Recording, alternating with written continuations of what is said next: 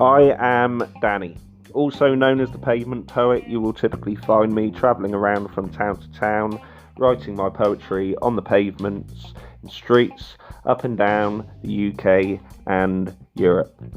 This is the Pavement Poets Podcast.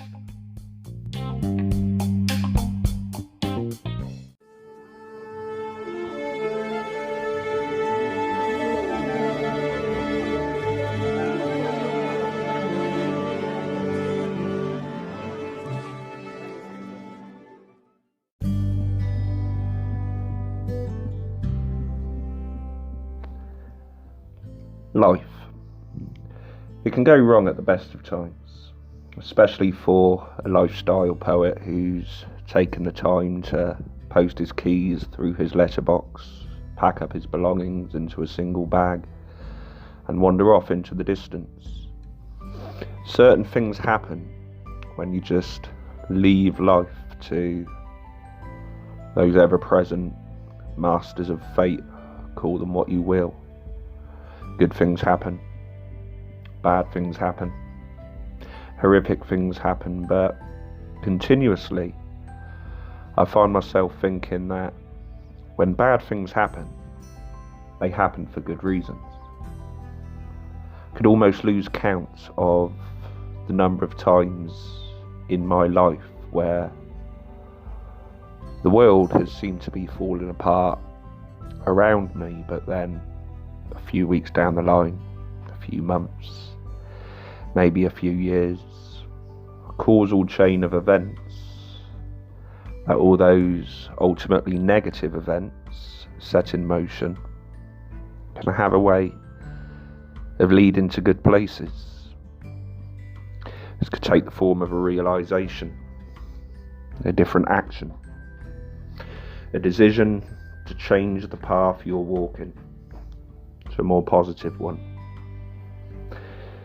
None of these ultimately positive outcomes could exist without the ultimately negative ones. One leads to the other, cause and effect. It's in the following poem that I talk about this in terms of, in figurative terms, as it were, if that's the correct way to put it. Angels, demons, continuously battling. A war between good and evil. But as usual, I'll let the poetry do the talking.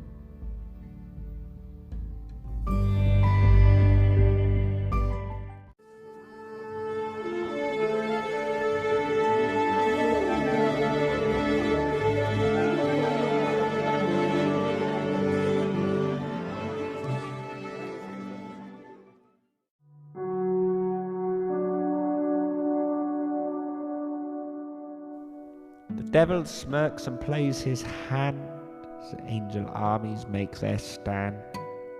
The battlefield found taking shape on ground discovered much too late. The rain it falls, and clouds they form, and flags are raised high, old and warm. The devil sat with gleaming eyes as angel sees the ground up high. Above the devil and his troops, at whom the angels start to shoot, a fire quick to light the night and blind the devil in his fight. To spread his darkness round this land as angels move to make their stand. And brown the devil found too late and came to meet his deadly fate.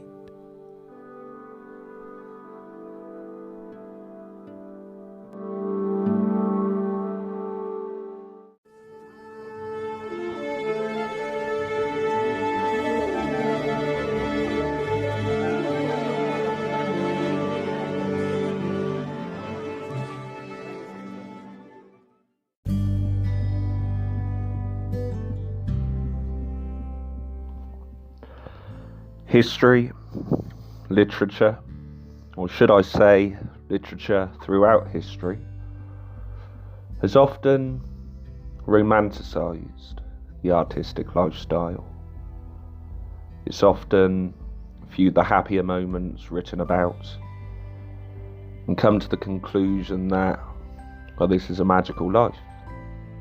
And in many ways it can be. When the sun is shining, first of the flowers are shooting from the ground in the spring. It's very easy to roll from one day to the next, as if life is this ultimately magical existence. The truth is, though, like any lifestyle, any life choice we make, it comes with its upsides and its downsides. Flowers shooting from the ground in the spring, with sun shining in the sky in the summer. These are all things which can come to be replaced with other things. Rain in the autumn, snow and ice in the winter, creeping in, chilling your bones, which is a huddle by a fire, cooking dinner that you're not just relying upon to keep your stomach full, but to keep you warm throughout the night. In these moments, the demons, the personal demons we all carry around with us can come into play. We can find ourselves feeling upset, maybe feeling angry, maybe feeling challenged or just pushed to the limit. Environmental factors or environmentally driven emotions. It's one of those things, in the way that the sun can bring out the best of us and put a smile on our face, the cold and the rain can do the opposite. It's just another way in which life constantly tests us. One day it's warm, the next day it's cold.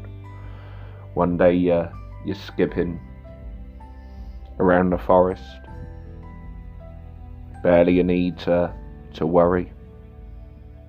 The next day you're huddled in a tent or under a tarpaulin, battling a gale force wind as you make your way to the next town to just write more poetry. Artists, poets throughout history, this is perhaps what they mean when they refer to suffering for your art. Sometimes the choices we make, they're not the choices that most people would make, but they're the choices that we make in order to pursue the artistic expression. The following poem touches on these environmental factors, those moments towards the end of the year, or the beginning of the year, when we are challenged the most, when the nights are longest and the days are shortest.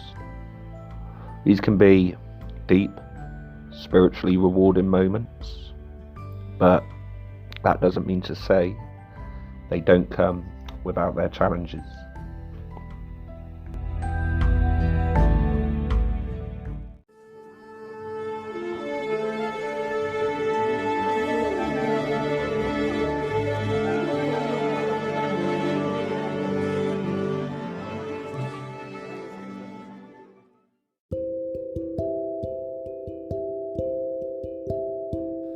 As the sun it sets on a winter soul, the moon it starts to cast its glow upon the poet on his path, sat there beneath the nighttime stars. You'll see the flame shine on his skin, sat there with no sound but the wind, to send his winter soul to sleep, as clouds they promise rain and sleet. You'll see the trees sway as air moves, and fills the soul with winter's blues.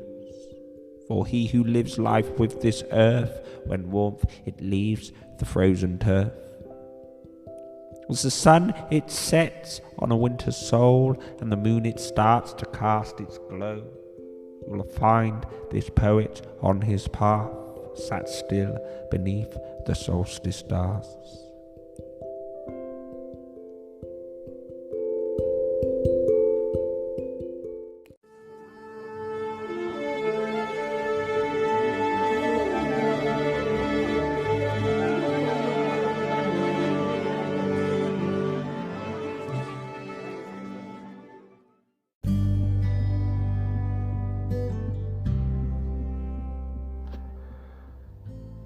Human imperfection is perhaps a fundamental part of the human disease.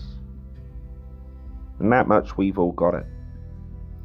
We have good moments, triumphant moments, bad moments, I don't know, moments that perhaps leave us not looking our best.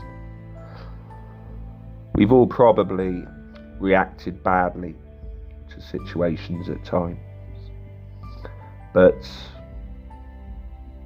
I'm a firm believer that the mark of a person is not in how they have gone wrong or how they have failed, but how they rise from it and how they carry on. It's in these moments that we experience the triumph that can follow the downfall. It can all feel like it's falling apart, but it doesn't have to. It's just a case of standing up, turning your back, and walking away. The next poem touches on this subject. It was written after a bit of a tumultuous period in my life. I'd been feeling quite bad. I'd been reacting badly to some situations. But what's the ultimate lesson? Do we dwell on these ultimately negative experiences and allow them to become a habit, moving from day to day? Or do we rise above them and set off towards an ultimately more positive outcome? We all make these choices in life, but for me, I think this poem perhaps explains best how I feel about such things.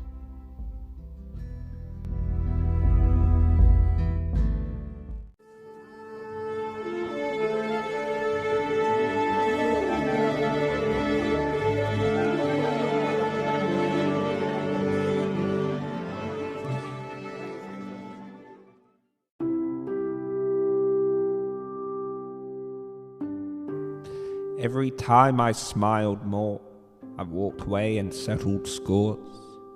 A back left turned, a lesson learned, 1,000 memories slowly burned. The light once seen in lying eyes turned black as love it starts to die. For those from whom I'd walk away, so this live beast can come to say.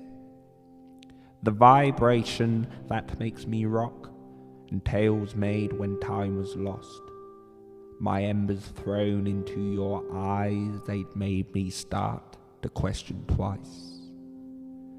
The lies told often by this world, it all calls back into that fold, from where I'd always walk away to find my peace on this warm day.